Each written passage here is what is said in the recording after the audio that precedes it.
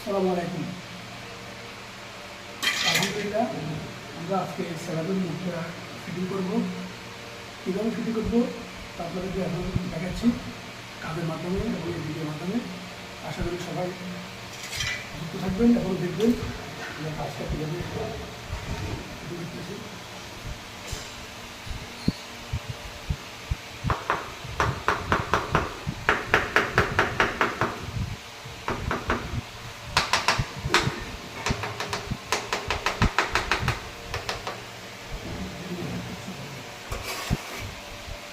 আমরা এখানে এই টাইসটা দিতে থাকতাম, যেখানে কালারটা মিসিং আমার কারণে আমরা এই টাইসটা দিচ্ছি। এখানে কালারটা মিসিং হবে, দেখতে কাজটা ভালো লাগবে, কাজটা সুন্দর হবে। এবার আমরা এখানে সেম রং টাইস দিয়ে মিশে করতেছি। এরপর আপনারা মতামত জানাবেন এভাবে কাজটা করাতে কেমন হয়েছে। সবাই কমেন্ট করতে